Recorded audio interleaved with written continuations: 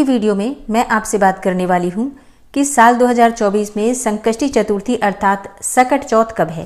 वैसे तो वर्ष भर में कुल 12 संकष्टी चतुर्थी आती है, लेकिन माघ मास की कृष्ण पक्ष की चतुर्थी तिथि जिसे सकट चौथ कहा जाता है, तिलकुटा चौथ कहा जाता है, तिल चौथ कहा जाता है, ये सर्वाधिक महत्वपूर्ण मानी जाती है, क्योंकि ऐसा कहा जाता है कि इस व्रत को धारण करने से संतान संबंधी सभी परेशानियां दूर हो जाती हैं।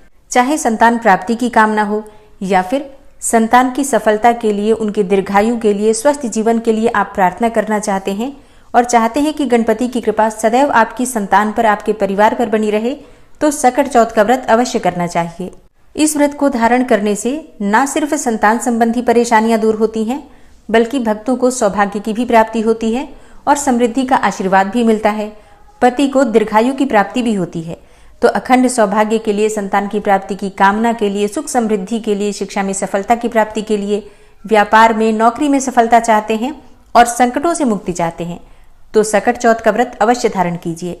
अच्छा, जो भक्त व्रत नहीं कर पाते हैं उन्हें भी आज के दिन किसी भी प्रकार से भगवान गणपति की पूजा से वंचित नहीं रहना है। भगवान गणपति की आराधना अगर आप कर लेते हैं तो आपके जीवन की समस्त परेशानियों से आपको मुक्ति मिल जाएगी। तो व्रत नहीं भी करते हैं तो भी पूजा सबको करना है, क्योंकि देखिए सकट चौथ का व्रत वैसे सुहागिन महिलाएं धारण करती हैं अपने संतान की प्राप्ति के लिए या फिर संतान की लंबी आयु की कामना से। तो कुछ परिवारों में इस प्रकार का नियम होता है कि माताएं इस व्रत को अपनी संतान की लंबी आयु के लिए धारण करें।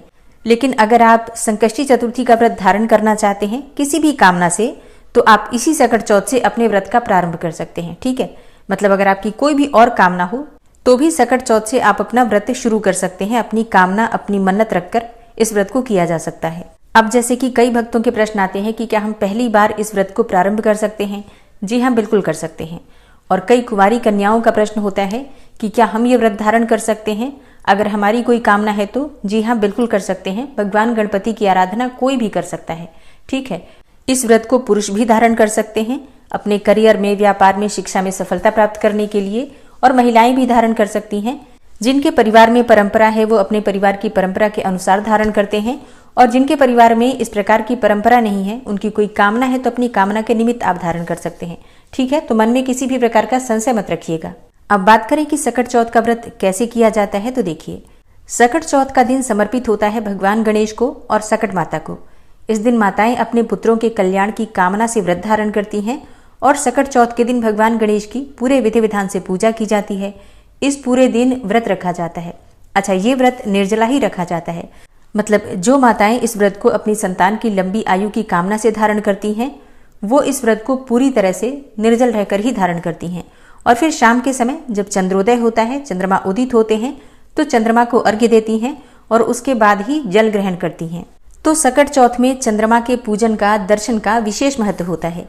इस दिन गणपति की पूजा में तिल के लड्डू या फिर तिल की मिठाई अर्पित की जाती है, और चंद्रमा को अर्घ्य देते हैं तो उसमें भी तिल अवश्य देते हैं।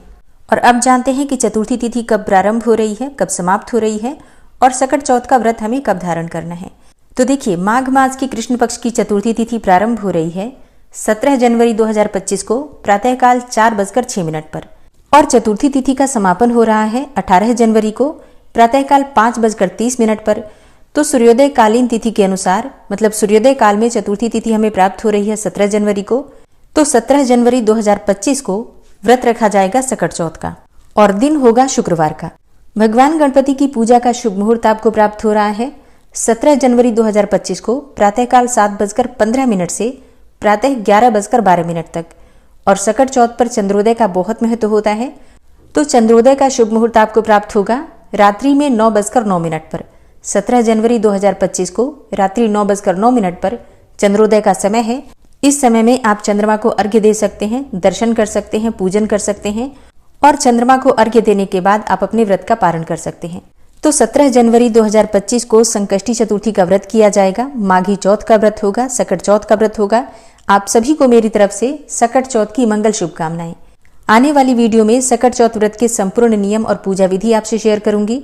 इसके अलावा अगर आपका कोई भी प्रश्न हो इस व्रत से संबंधित या कोई भी विशेष वीडियो देखना चाहते हैं तो कमेंट बॉक्स में जरूर लिख दीजिए। आज की वीडियो अगर आपको अच्छी लगी हो तो वीडियो को लाइक कीजिए, शेयर कीजिए, और चैनल पर पहली बार आए हैं तो सब्सक्राइब करके बेल आइकन को जरूर प्रेस कर लीजिए।